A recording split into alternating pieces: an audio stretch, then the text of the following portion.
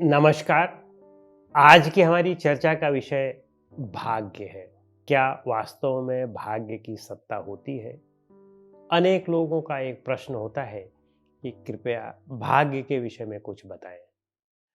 वास्तव में भाग्य इसका जो समानार्थी शब्द है, जैसे तकदीर है, मुकद्दर है, हमारे यहाँ आध्यात्मिक ग्रंथों में इसका जो अर्थ है वह संचित कर्म है, प्रारब्ध कर्म है। इसे ही भाग्य कहा जाता है। भाग्य का मतलब ऐसा नहीं है कि बिना कुछ किए हुए मिल जाना। अचानक किसी को कोई चीज मिल जाए, उसको भाग्य नहीं कहते हैं। वास्तव में अचानक होता भी कुछ भी नहीं है। इस प्रकृति की कारण कार्य व्यवस्था में सब कुछ बहुत संतुलित और यांत्रिक ढंग से हो रहा है। हर चीज का अपना एक कारण है। बिना कारण के यहाँ पर कुछ भी नहीं होता है। जैसे कोई व्यक्ति यदि अंधा पैदा हुआ, तो उसका कोई कारण अवश्य है। यद्यपि इस जन्म में अभी तक उसने कोई नया कर्म ही नहीं किया है, और फिर अंधा कैसे हो गया? तो इस स्थिति में यदि हम ये कहें, तो ये हम कह सकते हैं कि यह जो है प्रकृति का कुछ गलत विधान है। ईश्वर ने उसके साथ कुछ गलत कर दिया, प्रकृति ने उसके साथ अन्याय कर दिया। लेकिन वास्तव में प्रकृति वह किसी के साथ अन्याय नहीं कर सकती है, और प्रकृति को ही हम ईश्वर भी कह सकते हैं, भगवान भी कह सकते हैं। भगवान कोई चेतन सत्ता नहीं है, यह प्रकृति के नियम ही भगवान है, यही ईश्वर है। और प्रकृति के नियम में कहीं कोई गड़बड़ी नहीं हो सकती है।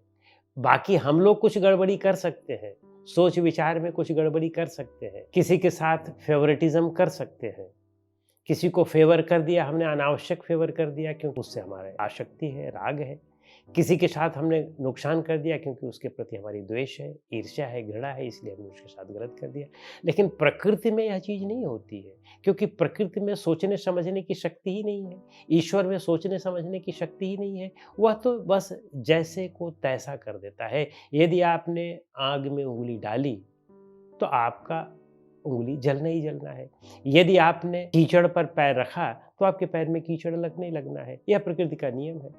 एक हथेली से ताली नहीं बजती है, दोनों हथेलियाँ आपको लगानी पड़ेंगी, यह प्रकृति का नियम है। कोई एक हथेली से ताली नहीं बजा सकता है। तो कहने का अभिप्राय है कि प्रकृति के अपने नियम हैं। उसी तरह से उस नियम के आधार पर ही, जैसे कुछ लोग हैं कि वे प्रारंभ से ही बहुत प्रतिभा वाले होते हैं, प्रखर बुद्धि वाले होते हैं। अब उन्हीं के साथ उनका अन्य भाई है, सहोदर है, उनकी अन्य बहन है, वो उतने प्रखर नहीं है, लेकिन वह उतना क्यों प्रखर हो गया? उसकी प्रखरता का मुख्य कारण यही है कि उसने पूर्व जन्म के ऐसे कर्म किए थे जिससे उसको प्रखरता मिल गई, और अन्य भाई बहन ने उस तरह के कर्म नहीं किए थे, इसलिए उनको प्रखरता नहीं मिली। हो सकता है कि दोनों का शरीर का आकार, प्रकार, रूप, रंग एक ही तरह का हो। तो माँ-बाप से जो हम शरीर प्राप्त करते हैं, वो तो माँ-बाप से ही प्राप्त करते हैं। हम सारी चीज़ें माँ-बाप से नहीं प्राप्त करते हैं। हम शरीर ही माँ-बाप से प्राप्त करते हैं। उसका रूप रंग भी माँ-बाप से मिलता-जुलता हो सकता है। लेकिन हमारे स्वभाव और हमारी आदतें बिल्कुल विपरीत भी हो सकती हैं माँ-बाप से। तो इसलिए यह बीजी असर नहीं होता है। इसमें दूसरी चीज़ें लागू होती हैं, और वह है कर्म सिद्धांत। जैसा हमने कर्म किया है, उस हिसाब से हमें चीज़ें मिलेंगी। जैसे एक व्यक्ति है, कोई काम करता है, शुरू करता है, जल्दी सफलता मिल जाती है। एक व्यक्ति है, वह जब भी कोई काम करता है, बड़ा विरोध सहना पड़ता है। क्यों? अब आप ये कहेंगे कि भई वो ईश्वर ने उसके साथ ऐसा कर दिया, प्रकृति ने ऐसा कर दिया। प्रकृति ऐसा क्यों करेगी? ईश्वर ऐसा क्यों करेगा? उसको ऐसा क्यों पड़ी है आपके साथ? वह किसी के साथ अन्याय करेगा, किसी के साथ जो है वह फेवरेटिज़्म करेगा, किसी को बहुत ज़्यादा दे देगा, किसी को कम दे देगा। कहीं पर बारिश बहुत कर देगा, कहीं पर कम बारिश करेगा, ऐसा क्यों करेगा वो? तो इसका मतलब कि वह प्रकृति अन्यायी है? प्रकृति अन्यायी नहीं है, यह हमारे कर्मों का परिणाम है। आज आप किसी एक बच्चे को देखें, उस बच्चे को मान लो कैंसर हुआ है। अब आप ये कहेंगे कि अरे! इस बच्चे ने, बेचारे ने क्या कर्म किया था, इसको कैंसर हो गया। लेकिन वास्तव में चूँकि हम उस तथ्य को नहीं देख पाते हैं कि जो तथ्य इसका कारण है, वह हम देखने की स्थिति में नहीं है। अगर हम उसको देखने की स्थिति में होते, तो निश्चित रूप से हम इस बात पर मुहर लगाते कि इसको सही वजह से कैंसर हुआ है, इसका कैंसर होने का कारण कोई गलत नहीं है। यानी हम सबके साथ यही है कि हमें जो कुछ भी दुख मिलता है या सुख मिलता है, वह हमारे कर्मों का ही परिणाम होता है। लेकिन वे कर्म हमें अब चूँकि इस समय दिखाई नहीं पड़ रहे हैं, ढेर सारी ऐसी चीज़ें हमने प्रारब्ध में कर रखी हैं, वो हमें दिखाई नहीं पड़ रही हैं, तो हम सोचते हैं कि ऐसे ही मिल गई। तो कुछ लोगों को जैसा मैंने कहा कि कुछ लोग काम करना शुरू करते हैं, उनको बहुत लाभ हो जाता है, बड़ा जल्दी लाभ हो जाता है, बड़ी जल्दी सफलता मिल जाती है, करोड़पति बन जाते हैं। और कुछ लोग हैं कि जो अगर बिज़नेस शुरू करते हैं, तो जो उन्होंने मूल भी लगाया है, वो भी चला जाता है और इतने नहीं और हानि में पहुँच जाते हैं। कारण ये है कि पिछले जन्म में उन्होंने ऐसा कर्म किया था। कुछ लोगों को ऐसे ही बहुत लोग मदद कर देते हैं, लेकिन कुछ लोगों को जो कुछ होता है, वो भी छीन लिया जाता है। कुछ लोगों के यहाँ बड़ी चोरी हो जाती है, कुछ लोगों को यहाँ आकर के कुछ लोग अपने आप ही रात में दे जाते हैं। कारण क्या है इसका? इसका कारण केवल और केवल हमारा प्रारब्ध है। तो अब प्रारब्ध ही भाग्य है। जैसे किसी को कुछ मिल गया, तो इसका ये मतलब मत समझें कि वो प्रकृति उसके ऊपर उदार हो गई या ईश्वर उसके ऊपर उदार हो गया, उसको मिल गया। ईश्वर और प्रकृति क्यों उदार होगी? बस सिर्फ़ ये है कि उसने पिछले जन्म में किसी को दिया रहा होगा, तो अब वह उसको वापस कर रहा है। लेकिन अब वह पिछला जन्म हमें दिखाई नहीं पड़ रहा है, समझ में नहीं आ रहा है, तो हम ये सोचते हैं कि नहीं, ये तो बस अचानक हो गया। अचानक कुछ भी नहीं होता है।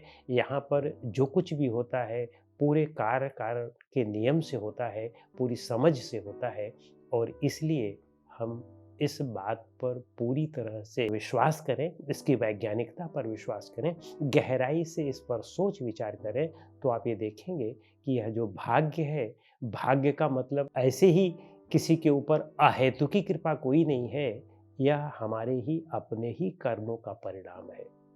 ऐसे ही कहीं कोई चीज़ घटना नहीं इस संसार में प्रकृति में घटित हो जाती है। हर घटना का अपना एक कारण होता है, उसका अपना एक नियम होता है, उस वजह से होती है और इस पर जब आप विश्वास करेंगे, तो निश्चित रूप से आप अपने इस वर्तमान जीवन के कर्मों को सुधारने की चेष्टा करेंगे और इसी में समाज का भी हित है, अपना भी हित है और संसार का भी हित है। जब हम अपने कर्मों का सुधार करते हैं, तभी तो संसार की व्यवस्था बनती है, तभी तो संसार व्यवस्थित रहता है। हर एक व्यक्ति जब यही सोचना शुरू कर दे कि नहीं, बस हम बिना किए हुए ही कुछ प्राप्त करना चाहते हैं, बिना किए हुए ही कुछ प्राप्त करें, तो चूँकि मनुष्य स्वभावतः आलसी होता है, वो बिना किए ही कुछ प्राप्त करने की हमेशा अभिलाषा रखता है और इस वजह से जितने भी छल प्रपंच बनते हैं, जितने भी गुरु लोग पैदा होते हैं और ये छल कपटी लोग पैदा होते हैं, बस वह सिर्फ़ इसी वजह से पैदा होते हैं क्योंकि हमारे अपने स्वभाव में गड़बड़ी है।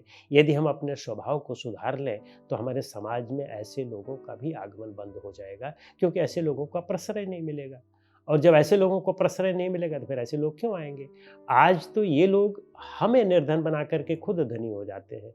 जितने बिचौलियों को देखें आप, जितने भी आप देखें कि जो आपको ईश्वर के बीच में, पैगंबर के बीच में जो अपने आप को बिचौलिए बनाते हैं, जो लोग आते हैं कि हमको ईश्वर को दर्शन करा देंगे, आपको ये कर देंगे, आपको बिना किए हुए ही आपकी ग्रह शांति ठीक कर देंगे, आपको ये कर देंगे, आपको वो कर देंगे, ये सब बिचौलिए लोग हैं और ये सिर्फ़ धन के कारण ही आपके पास आते हैं, यानी कुछ स्वार्थवश ही आपके पास आते हैं। जब आप कर्म के सिद्धांत को समझ लेंगे, तब आप इनसे दूर हो जाएँगे, विरत हो जाएँगे और फिर इन लोगों का जो दुकान है वह नहीं चलेगी और ये लोग अपनी दुकान को सिर्फ़ पाखंड के नाम पर चला रहे हैं।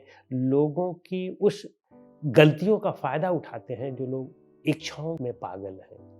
अपनी इच्छाओं में और बिना किए हुए कुछ चाहते हैं, बस उन्हीं की गलतियों का फ़ायदा ये लोग समाज में उठा रहे हैं और इन सब से हमें बचना चाहिए और इसके लिए अच्छा कर्म करें और अच्छे भाव से कर्म करें, बस इसके अलावा दूसरा और कोई मार्ग नहीं है। नमस्कार।